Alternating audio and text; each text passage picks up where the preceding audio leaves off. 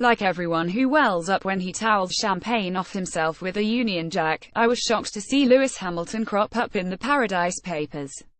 Among other eye-rollers, the Formula One world champion is accused of a tax avoidance scheme that involved him renting his own £16.5 million private jet from himself. Is it worse than Bono? I don't know. I'll tell you when my sedation wears off.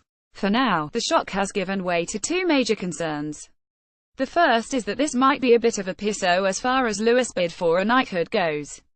My own view is that titles are always rather silly, but others are naturally welcome to disagree, and we do know that Lewis has long had designs on one. Only last week, as he became Britain's most successful F1 driver of all time, he was eyeing a visit to Buckingham Palace in the New Year's honours. I have been trying to represent England the best way I can, Lewis explained, and if that is at some stage recognised by the Queen, I would be incredibly honoured. As for the actual honorific, he joked, I would enforce it on everyone. Friends, everyone. I have friends who are sirs and I call them sir. It's unique, why not enjoy it? Well, quite. And what an enhancement it would be to the already hugely appealing atmosphere of Formula One to gain a Sir Ben Kingsley character, formally requiring everyone within the perimeter fence to sir him. If done properly, it would add several seconds to the pit stop, but so what, some things are bigger than sport. My second concern is for Monaco, the principality which Lewis has called home for many years, and which never gets any credit for all the great talents it homes, be they sportsfolk like him or retail associates like Sir Philip Green's wife, Tina.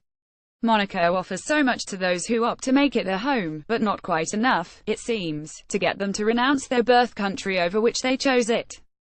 Thinking about these two problems, I wondered if some elegant solution to both might not be found.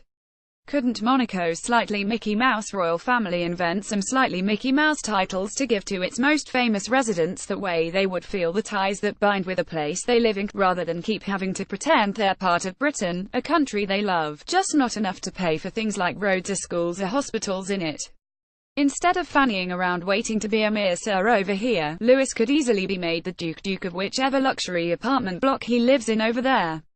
He couldn't be given his entire Monte Carlo ward, Fontevelle. I note that serious titles would also have to be found for spitting distance neighbours Boris Becker, Ken Bates, the Barkley brothers, Lewis' former teammate Nico Rosberg and various other retired F1 drivers and deracinated philanthropists. But I'm sure an appropriate honours system could be devised.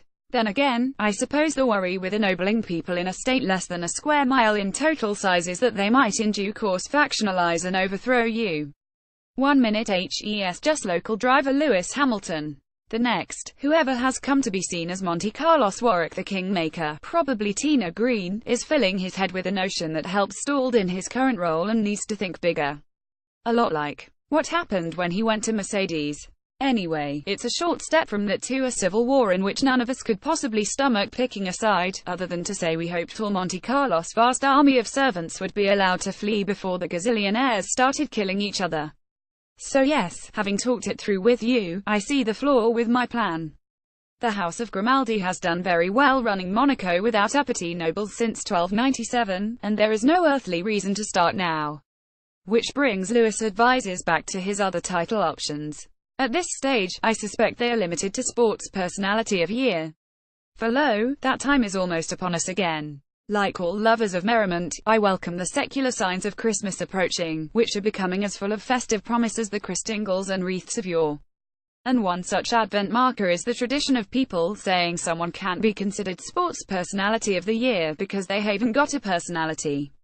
Incidentally, in the interest of facts, the award was named in an era when people were routinely referred to as television personalities or radio personalities simply by virtue of the fact that was their milieu. It was never a reference to character. Still, as the two-time Spotty winner Nigel Mansell once did, Lewis Hamilton features frequently in these misplaced debates about his possession or otherwise of a personality. But I hope he will be exempt this year, and forever onwards. After all, you simply cannot say that a man who writes the poem to Princess Diana lacks a personality. You simply cannot say a man worth £88 million and counting, yet still avoids £3.3 million of tax on a £16.5 million private jet, lacks a personality.